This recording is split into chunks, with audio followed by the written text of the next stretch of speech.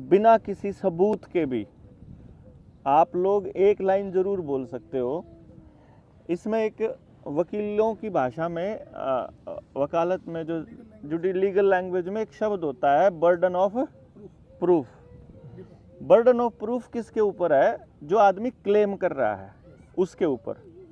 जैसे सिस्टम ने ये क्लेम किया, या नर्स ने, या आंगनबाड़ी वर्कर ने, या किसी भी स्वास्थ्य विभाग ने ये क्लेम किया कि ये वैक्सीन आपको लगवानी है, इससे आपके बच्चे को बीमारी नहीं होगी, तो जो बर्डन ऑफ प्रूफ है वो उनके ऊपर है।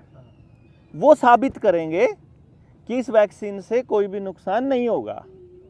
और एक इसके अंदर pure placebo control trial group होता है, pure placebo control trial group. ये कैसे होता है कि एक बच्चे को वैक्सीन, एक ग्रुप था 100 बच्चों का, उनको सबको पूरी वैक्सीन लगी। एक ग्रुप था जिसको 50 लोगों को 50 मतलब जितनी वैक्सीन थी टोटल उनमें से आधी लगी। जैसे अगर बच्चा 15 साल तक होता है और सारी वैक्सीन्स लगती हैं तो करीब करीब 100 से ज़्यादा वैक्सीन्स लगती हैं 15 साल तक। मतलब एक आधी जगह तो ये 500 तक का आंकड़ा चला जाता है। अब मान लो हम 100-150 का ही आंकड़ा लें कि एक ग्रुप को लगी 100-150 सारी वैक्सीन, दूसरे ग्रुप को लगी 100 बच्चों को आधी वैक्सीन, और एक 100-150 बच्चों का वैक्सीन लगा जो बिल्कुल किसी को कुछ भी नहीं लगा। तो ये 100 बच्चे थे जिनको कोई वैक्सीन नहीं लगी और ये वो बच्चे थे। तो क्या हुआ, ये ट्रायल आज तक किसी भी कंपनी ने, किसी भी वैक्सीन की कंपनी, किसी भी सरकार, किसी भी जर्नल ने ये ट्रायल का आंकड़ा, ये डाटा किसी को नहीं दिया है। चाहे एसपीवी की वैक्सीन हो, चाहे बच्चों को लगने वाली वैक्सीन हो, चाहे कोई और वैक्सीन हो, कोई और टीका हो, कि लगाए वाले वैक्सीन और नहीं लगाए वालों के बीच में क्या अंतर है। ये कुछ जगह पे हुआ। अमेरिका का एक स्टेट है, कैलिफोर्निया से अलग एक स्टेट है ना, मैं उसका नाम हर बार भूल जाता हूँ। उसके गवर्नर ने 2 मैंडेट वापस लिए हैं, एक बच्चों को लगने वाले वैक्सीन्स का, और आ जाएगा दिमाग में, फिर किसी में आ जाएगा, नहीं पेंसिल्वेनिया नहीं है, आ जाएगा कोई नहीं, वहाँ फ्लोरिडा में ये एक तो जो ये आसमान में कैमट्रेल डालते हैं ये बैन हो चुका है। वहाँ के गवर्नर ने यह आदेश पारित कर दिया कि कोई भी केमिकल ऊपर आसमान में जहाज से नहीं डाला जाएगा, क्योंकि उनको पता लग गया कि इससे एक जो आपने देखा होगा पिछले साल और उससे पिछले 2 साल से जो देसी कोई भी प्लांट है, कोई पौधा है, जैसे देसी नीम है, तो उसके ऊपर निमोली नहीं लग रही है, ना ही देसी किक्कर के फूल आ रहे हैं, ना ही देसी अमरूदों के अमरूद आ रहे हैं जो देसी हैं। जो हाइब्रिड है केवल वो फल दे रहे हैं, बाकी कोई नहीं दे रहे। ये सारा केमिकल का खेल है। दूसरा, ये जो बारिश हो रही है बिल्कुल फसल के एन मौके पर, ये हर साल हो रही है।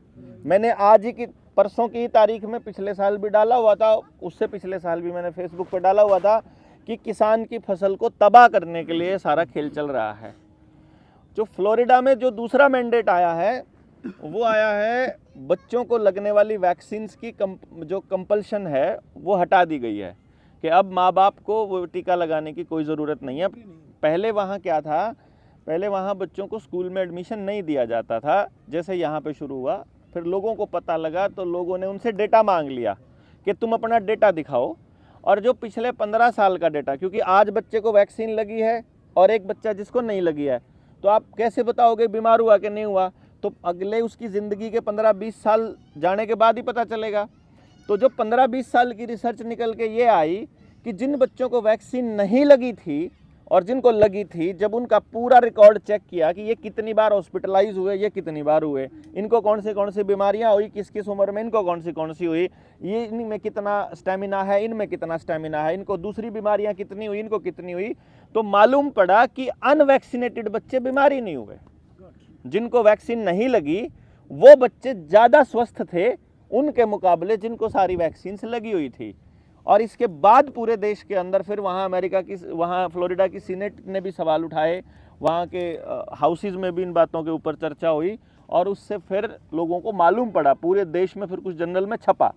लेकिन भारत में क्योंकि समझ की बहुत कमी है। साहब एक मिनट, और जिनको समझ है, ये जो आप कह रहे हो ना, हाँ ये बहुत इम्पोर्टेंट चीज है कि उनने करके देखा, हाँ, सामने आया। हाँ, इसका कोई प्रमाण या कोई डॉक्यूमेंट मिल जाए, वो हमारे बड़ी काम की चीज बस होगी। आप सर्च करोगे खाली गूगल पे ना, फ्लोरिडा का वैक्सीन मैंडेट है, अभी आजकल चला हुआ है। और इसकी एक किताब है द वैक्सीन क्राइम रिपोर्ट, वो शायद गाड़ी में भी मिल जाएगी मेरे पास, कमलप्रीत की। कमलप्रीत वो जो हाँ। आपने मेरे को दी, वो हाँ पढ़ी। हाँ, उसमें सारा कुछ है, ये दिया हुआ है टोटली, ये सारा डेटा है उसके अंदर। ठीक है। वो दे देंगे, अपन मोर्चे से दे देंगे, मांग लेना आप, वो ये काम अपने की- बिरसा काम मुंडा से मांग लेना। हाँ, वो काम की नहीं, काम की बुक है वो, काम की 05 है एंड में, भिवानी बहुत का काम जो की नंबर है। हाँ, हाँ। एक तो जो भिवानी के जितने भी साथी हैं फर्दर, मैं ये इसलिए बता रहा था कि सारी बात समझ की कमी। देखो हमारे पास अगर चीज़ों को समझने के लिए समय नहीं है तो हम समझा नहीं पाएंगे, क्योंकि समझ एक दिन में नहीं आती है। टाइम लग जाता है। मतलब जैसे रुपए वाले मसले पे भी जब हम बात करने लगे ना, जैसे आपने जो जिक्र किया था, रुपए वाले मसले पर जिसको आज समझाना चालू करोगे ना, उसको लगभग 6 महीने में समझ में आएगा। जब वो कई बार सुन लेगा तब वो सोचने लगेगा यार बात तो सच्ची है। मतलब उनको ऐसा लगेगा कि यार कहीं ना कहीं गड़बड़ है, और फिर एक दिन वो समझ अपने आप पक्की हो जाएगी। हम एक दिन एक कॉल देने वाले हैं, जब हमारे पास हर ज़िले में ऐसे लोग हो जाएंगे, भाई ज़िला वाइज हमारे पास मान लो 200-400 लोग हैं, जो एक कॉल पे, जैसे हमने वहाँ से वीडियो बना दी कि भाई आज की तारीख इस फलानी डेट में हम सब लोग जहाँ जहाँ हमारा खाता है, मतलब हमने इकट्ठा होके कहीं नहीं जाना। ये हमारे संगठन की आने वाले समय की मैं ब्यूटी बता रहा हूँ। हमने कोई प्रदर्शन सड़क पे नहीं करना, हमने कोई लाठी नहीं खानी, हमने किसी का कोई विरोध नहीं करना, सिस्टम को नंगा करना है, और वो लिखित में करवाएंगे और उन्हीं के हाथ से लिखवाएंगे कि तुम चोर हो, उनके हाथ से लिखवाएंगे हम, ये गारंटीड। मतलब अपने पास इतना डेटा, इतना प्रूफ है इनके खिलाफ, इतने सबूत हैं।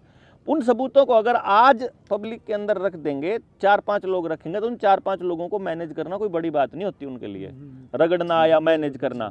लेकिन जब ये सब जगह हो चुका होगा, हम इसको बड़े रूप में क्यों नहीं लेके जा रहे? क्योंकि इसको ऐसे समझो कि मान लो एक पेड़ है, ये पेड़ है, ये कभी छोटा बीज रूप में रहा होगा, और एक पेड़ लगा दिया, उसमें कितना ही पानी डाल लो, कितनी खाद डाल लो, वो अपने समय पे बड़ा होगा। मतलब उसमें एक पेड़ पे या एक गांव पे या 10-20 लोगों पे कितना मर्जी जोर लगा लो, उसका कोई असर नहीं होना।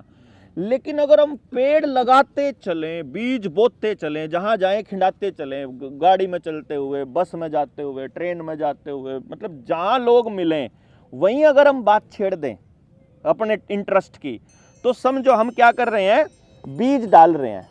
और जब ये बीज हर जगह डालते जाएंगे, जब ये सारी जगह बीज डालते जाएंगे, तो 5 साल के बाद आप देखोगे सब जगह जंगल उग गया है, मतलब विचारों का, जो बात का, और फिर रोकना नामुमकिन होगा। अभी आप कह रहे हो कि जज कह रहे हैं कि भाई जेलों में ज़्यादा हो गए कैदी, हम न्यू कह रहे हैं हम तो जिले वाइज 5000 मानस या 2000 मानस न्यू कमांगे, हम तो जेल जावांगे भाई, हमने जेल भेजो, हम गिरफ्तारी देंगे इस मुद्दे के खिलाफ। तो इनके पास फिर इनके पास है ही नहीं, खिलाने को भी रोटी नहीं है। अगर हमने सिर्फ अपनी बात पे स्टैंड लेना चालू कर दिया, हम क्या कर रहे हैं कि मान लो आप स्कूल आप गए, आपकी दिहाड़ी है 500 रुपया या 100 रुपया या कुछ भी, 1000 है, 2000, 10,000, इससे कोई फर्क नहीं पड़ता। राम राम जी। मान लीजिए 500 रुपया दिहाड़ी है, और मैंने किसी के खेत में या किसी के घर में काम किया, उससे मुझे 500 रुपया मिला, मतलब मैंने अपने पूरे दिन की ऊर्जा दी, तो उसके बदले में सामने वाले अपने ऊर्जा का एक लीगल टेंडर मुझे दिया। जो बैंक ने हमको दिया वो क्या है? हमने तो ऊर्जा दी थी, हमने तो उस ऊर्जा का रिप्रेजेंटेशन है। बैंक ने किस चीज का रिप्रेजेंटेशन दिया है? बैंक ने जो वहां क्या है, बैंक ने क्या किया था कि उसके बदले में उसको वो नोट मिला 500 का जो नया छापा उसने? हमको तो हमें तो मिला ऊर्जा के बदले में, हमको मिला अपनी भैंस बेच के उसके बदले में, हमको मिला जमीन बेच के उसके बदले में, हमको मिला अनाज बेच के, यानी हमने कोई चीज दी, धन दिया, उसके बदले में मिला। तो बैंक ने जो हमको दिया उसके बदले में उन्होंने क्या रखा? ये सवाल पूछने का बिल्कुल जायज हमारा सवाल है। हमें मात्र 10 रुपए ले जाकर बैंक में देने हैं, और उसको ये कहना है कि इसके 10 रुपए का नोट देना है, और हमें सिर्फ बैंक मैनेजर को एक चिट्ठी लिख करके उसकी रिसीविंग ले लेनी है कि हमको 10 रुपये चाहिए इस नोट के बदले, क्योंकि ये नोट लीगल टेंडर है। लीगल टेंडर क्या होता है? लीगल टेंडर का मतलब, और ये प्रधानमंत्री ने, नरेंद्र मोदी ने नोटबंदी करी उस रात बोला था कि 500 और 1000 के नोट लीगल टेंडर नहीं रहेंगे। लीगल टेंडर क्या होता है? मान लो किसी जगह, मान लो कभी मैं ना जा पाऊँ, मैंने कहीं जाना था कोई काम करने और मैं ना जा पाऊँ, तो मैं डॉक्टर साहब को लीगल टेंडर बना दूँ, अपना रिप्रेजेंटेटिव बना दूँ, अथॉरिटी लेटर देके कि जी मैं नहीं आ पाऊँगा, मेरी जगह पे डॉक्टर भूप सिंह होंगे और ये ही काम करेंगे, इनके ये सिग्नेचर है, मैं ऑथराइज करता हूँ इनको, तो मेरी जगह ये चलेंगे। लेकिन ये मैं नहीं हूँ, ये उस दिन काम चलाने के लिए हैं। तो जो ये नोट है ये काम चलाने के लिए हैं, वो रुपए का लीगल टेंडर है, रुपया नहीं है। तो रियल करेंसी क्या है ये जानने का सिर्फ एक ही तरीका है कि हम जाकर बैंक को कह दें कि जो तुमने हमको 10 रुपए का नोट दिया था, 10 रुपए का लीगल टेंडर दिया था और इस पर गवर्नर ने साइन किए थे कि मैं धारक को 10 रुपए देने का वादा करता हूं, तो अपना वादा निभाने के लिए मुझे ये 10 रुपए दे दो।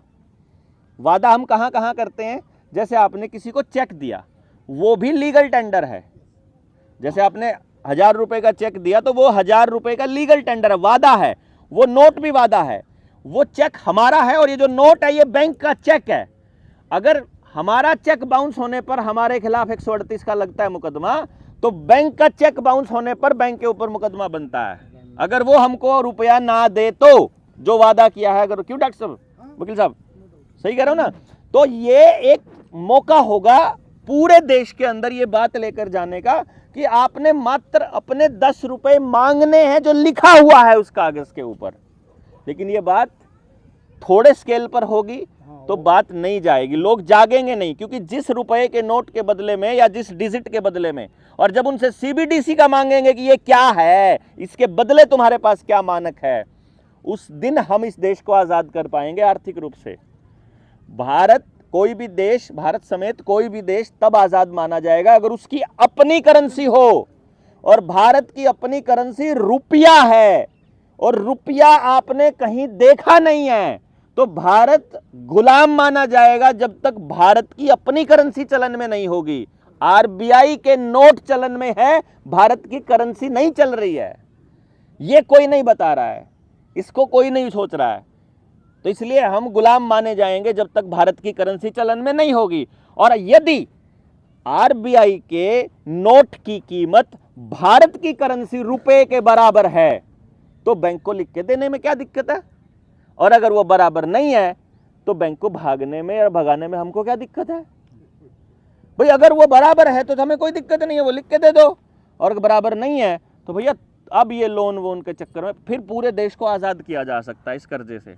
इवन जो डॉलर में हमको जो कर्जा दिया है वर्ल्ड बैंक ने, जिस दिन भारत की जनता ने चिट्ठी लिखकर यहाँ से ऐलान कर दिया कि तुमको ये बताना पड़ेगा कि तुमने किस चीज़ के क्या लोन दिया है हमको, जो डिजिट भेजे हैं वो क्या है, तो देश अपनी सारे विदेशी कर्जे को एक लाइन में मुक्त कर सकता है जनता सरकार मोर्चा, क्योंकि हमारे पास मूल पड़ा है बात का, असल चीज़ का हमारे पास सबूत है गवर्नमेंट का लिखा हुआ।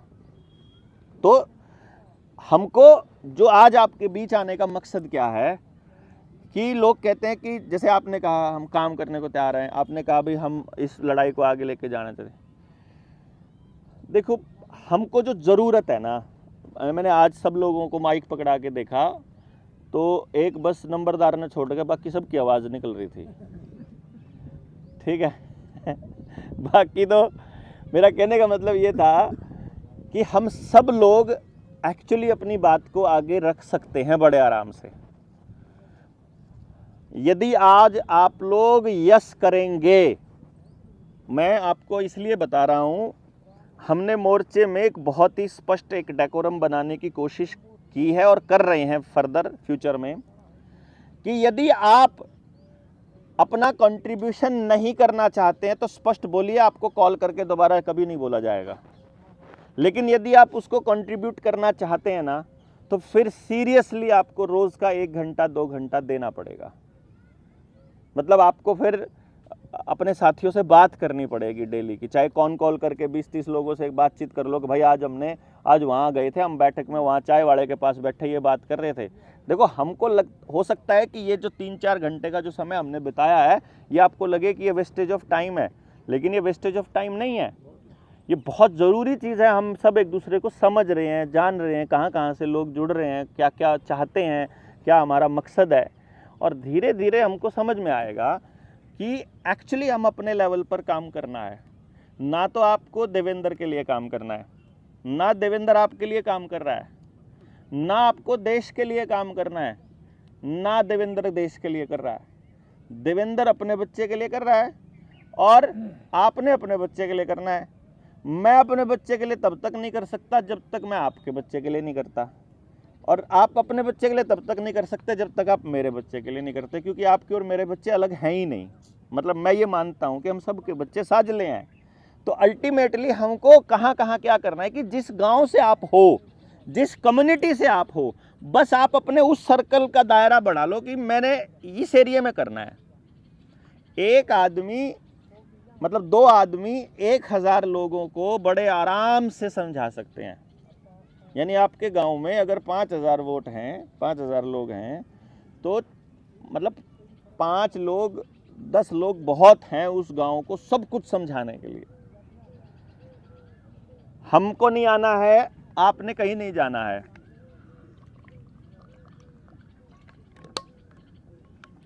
शुरुआत में मैं जितना समझ रहा हूँ, मेरे को जितनी समझ है, हो सकता है इधर उधर आंकड़ा हो जाए, हमें 1 साल और लगेगा हर गांव तक, मतलब ये साल 26 का साल, हर गांव में टीम बनने में। हर मुद्दे पे एक स्पेशलिस्ट हमारे पास होना चाहिए गांव में, जो ये बता सके कि सही क्या है। होगा कि नहीं होगा ये अलग है। देखो, एक जो हो रहा है ये पता होना चाहिए हमारे को, एक सही क्या है वो पता होना चाहिए। और फिर आपने सवाल पूछना है कि आपको जो हो रहा है वही चाहिए कि सही चाहिए। सही चाहिए तो करना पड़ेगा, बाहर से आकर कोई नहीं करेगा, हमको ये खुद करना पड़ेगा। खुद करने के लिए समझ होनी चाहिए, समझ के लिए बहुआयामी सोच होनी चाहिए, चारों तरफ से सोचना पड़ेगा। इसका मतलब बहुत से लोगों को सुनना पड़ेगा, क्योंकि खेती बिना, मतलब अगर हम शरीर को स्वस्थ रखना चाहते हैं, बिना खेती को ठीक किए संभव नहीं। ढंग के कपड़े पहने बिना भी संभव नहीं। ढंग के कपड़े का मतलब क्या है? जैसे अगर मान लो हमने, जैसे ये कमीज है, ये कमीज नेगेटिव एनर्जी की है, ये आदमी जब तक ये कमीज पहन के रखेगा ये स्वस्थ नहीं रह सकता। मतलब अगर वो कपड़ा नेगेटिव एनर्जी से बना है, मान लो हमारी जो बॉडी की जो एनर्जी है, अगर उसको देखा जाए तो 62 से 70 हर्ट्ज हमारी एनर्जी है, जो फ्रीक्वेंसी है। तो जिस कपड़े की फ्रीक्वेंसी इससे कम होएगी ना, वो चूसेगा। नायलॉन हो गया, पॉलिएस्टर हो गया, टेरिकॉट हो गया, ये सारा का सारा 0 एनर्जी का कपड़ा है, नेगेटिव एनर्जी का। तो ये कपड़ा आपको नीचे लेके जाएगा। अच्छा, हाइब्रिड कॉटन हो गई, ये भी 0 एनर्जी का कपड़ा है। प्योर कॉटन है, 100 है उसकी एनर्जी, ठीक है। लिनन है, 5000 है उसकी एनर्जी, इसीलिए लिनन को बैन किया। पुराने टाइम पर जो अस्पताल होते थे उनकी चादरें भी लिनन की होती थी। मलमल है, उसका 2000 है, जो ढाका का मलमल हमला होता था उसका जो फ्रीक्वेंसी है, यानी वो इतना हाई है कि उसको शरीर पे डालते ही शरीर ऊर्जा, मतलब एनर्जी का एक खास तरीका है, हाई से लो पे जाता है। तो कपड़े की अगर फ्रीक्वेंसी 2000 है और बॉडी की अगर 60, 70, 100 पे है, तो बॉडी को मिलेगा ना सौदा, सारा सौदा। तो आदमी मतलब हिम्मत वाला रहेगा। और अगर हमारा कपड़ा ही हमारे से एनर्जी चूस रहा है तो हम वैसे ही डाउन रहेंगे, वैसे ही कुछ काम में मन नहीं लगेगा, वैसे ही सिर में दर्द रहेगा, वैसे ही डिप्रेशन में रहेंगे, वैसे ही बीमार रहने के लिए तैयार रहेंगे। और हमारे लोगों को ये पता ही नहीं है कि कपड़े की अपनी फ्रीक्वेंसी, इमोशन की अपनी फ्रीक्वेंसी, इमोशन की भी, ठीक है। अच्छा, शरीर के हर अंग की फ्रीक्वेंसी, खाली आपको अपनी बॉडी की फ्रीक्वेंसी ठीक करनी आ जाए, एक बीमारी घर में नहीं रहेगी, गारंटीड। पेन की फ्रीक्वेंसी, दुख की फ्रीक्वेंसी, मतलब हर एक बॉडी के पार्ट की अलग अलग फ्रीक्वेंसीज हैं। कभी किसी डॉक्टर ने बताया ही नहीं, ना ये बताया इसको ठीक कैसे किया जाए। पानी का क्या रोल है ये किसी ने नहीं बताया, कौन सा पानी पीना है ये किसी ने नहीं बताया, वो पानी खराब होने का नुकसान क्या ये नहीं बताया। टैंकी का पानी क्या कर रहा है, नल का पानी क्या दे रहा है, गिलास में पानी पीने का, टब में पानी रखने का, किस बर्तन में पानी रखना, किस में पीना, कुछ नहीं बताया गया हमारे को। बिल्कुल नॉलेज बीच से गायब कर दिया गया, एकदम से खत्म कर दिया गया। और ये मौका है अगर ये बात पैरेलल में सब जगह जाएगी तो, पर ये तो तब जाएगी जब हमारे पास समय होगा सुनने का, बैठने का, समझने का। तो इसलिए क्या है कि भाई मेरा ये सुझाव है आप लोगों से कि एक तो एजुकेशन की ट्रेनिंग किस किस ने कर रखी है आप में से? आज आपका सबका नंबर आ गया ना यहाँ इसमें डायरी में? हाँ हाँ बोलिएगा, कोई बात नहीं। ना भाई रुकिएगा। एक तो सब के नंबर जिनके नहीं आए हैं वो नंबर डायरी में दे देंगे, ऑलमोस्ट आगे हैं। तो कुछ पार्ट हैं, जैसे अब हम आगे लेवल पे जाएंगे फ्रीक्वेंसी वाले पार्ट पे, जब हम डिस्कस करेंगे तो ये आगे मिलेगा पार्ट।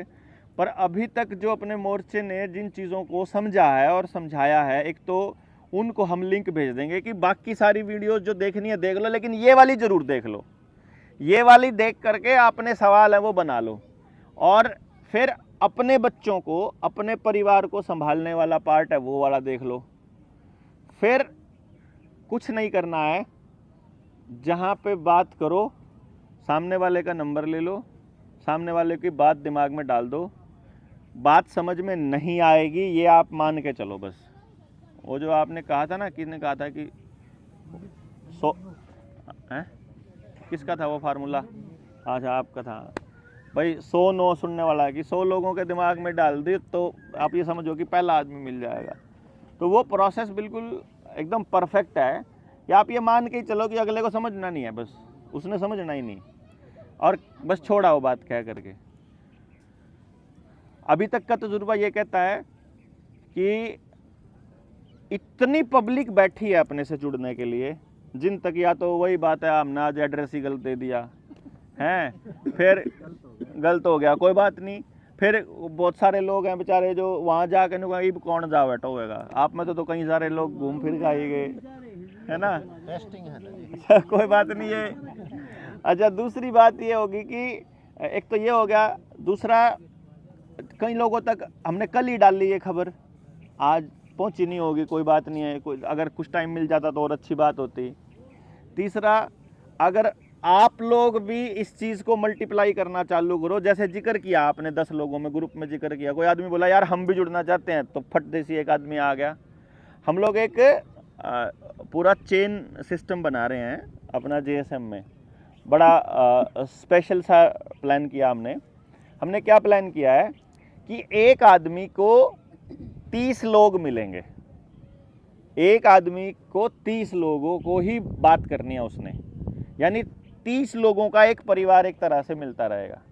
जैसे मैंने अपने 30 लोग साथी ढूंढे कि भाई ये मेरे 30 साथी हैं, मैं अपनी बात कहूँगा उन 30 को, फिर मैंने 30 को 30 से वो उनको 30 लोग मिले हुए हैं, वो शेयर करेंगे अपने 30 लोगों से, मतलब वो उनका परिवार हो गया एक तरह से। उसका फ़ायदा क्या होगा कि जैसे मान लो आप कोई बिज़नेस करते हैं, कोई सामान है आपके पास जो समाज की भलाई के लिए अच्छा, कोई ऑर्गेनिक सामान बेचते हो, कोई प्योर बनाते हो, जैसे वो कहाँ गया वो ADR वाला, वो आशीष हो बैठा कालीपुर सटाड़ा, वो अपने गाँव, वो अपने खेत में ऑर्गेनिक सरसों उगा के उसका तेल निकालता है बैल वाले कुल्लू से, बैल जड़ा मॉडल। अब उसको मैंने बोला कि बाकी कुछ हो ना हो, तेरे 30 लोग तो तेरी फैमिली तो होगी। अगर 30 परमानेंट गाहक हो तो आदमी भूखा नहीं मरेगा, चाहे आप कुछ भी काम करते हो। मान लो 30 गाहक आपके हो जाए, मौज होगी बल्ले बल्ले बल्ले है। तो भाई 30 कस्टमर आ जाओ रोज, गाये गल्ले हो गया काम, कौन हो जाएगा। इसी तरह से अगर हमारे पास एक फैमिली स्ट्रक्चर हो 30 लोगों के सपोर्ट सिस्टम एक आदमी के साथ में, तो वो एक बहुत बड़ा स्ट्रक्चर बन के तैयार हो जाएगा। पहले 30, उनके 30, तो 900 लोग पहली लेयर में आ जाएंगे। फिर अब नया आदमी को जुड़ने आ रहा है, उन्हीं में से एक को दे दिया, फिर नया आया उन्हीं में से एक को दे दिया, उन्हीं में से एक को, ऐसे करके हम इस स्ट्रक्चर को इस तरह से मेंटेन करेंगे कि आखिरी आदमी जो जुड़ना है वो भी अगर कोई बात कहे तो सबको पता लगे कि भाई ये बात भी है, ये बात भी हमारे साथियों का मतलब मन में है। इसीलिए हमने इसमें ना कोई प्रधानी का सिस्टम रखा, ना इसमें कोई चौधरी, ना इसमें कोई किसी के अंडर काम करता, ना कोई किसी के लिए काम करता। हम सब लोग सब के लिए काम कर रहे हैं। जिस पे जब समय है हाँ कह दो, समय नहीं है तो ना कह दो, गोल मोड़ बात ना करो, बस इतना सी बात है कि भाई देखांगे, भाई नहीं भाई समय नहीं है, बस इतना सा कर दो, क्या दिक्कत है जी। तो वो आगे कैसे अपना सिस्टम बनेगा, क्या क्या इसमें करेंगे वो हम बता देंगे। तो आप ये टीम एक बन जाएगी भिवानी की, आप सारे नंबर आपके पास आ जाएंगे, तो सबसे एक बार बातचीत कर लेना, सारे कहाँ से हैं वो भी मालूम पड़ गया। और फिर आप इसको, मतलब मुझे ऐसा लगता है कि आप लोग जो आज पहली बार आए हैं या जो पहले से जुड़े हुए हैं, इस कड़ी को आगे ले जाना पर्पज़ है हमारा, कि जो और लोग जुड़ना चाहें वो किससे मिलें। तो आप लोगों के नंबर दिए जाएंगे तो आपसे मिलते रहेंगे, या आप कांटेक्ट करोगे तो आपसे मिलते रहेंगे, भाई ये मानस और नए मानस आगे। और जल्दी अपन ट्रेनिंग करेंगे 3 दिन की, जिसने वो 3 दिन की ट्रेनिंग नहीं करी है, आप अगर वो कर लेंगे, ट्रेनिंग तो नाम है, मतलब इसको ऐसे मत समझना कि भाई हम सिखावांगे आपने कुछ, मतलब हम सिखाने वाले नहीं, लेकिन जो अपने एक्सपीरियंसेस शेयर कर रहे हैं और उसके ज़रिए एक मौका होता है हमें समझने का कि हम क्या हैं, हमारी ऊर्जा भी मल्टीप्लाई होती है इससे। तो आप सब लोग इस छोटी सी कॉल पर इतनी संख्या में पहुँचे हैं, इसके लिए आपका बहुत बहुत धन्यवाद भी है। और आप कुछ कह रहे थे अंकल जी, बता दो जी, रोक दो इसको।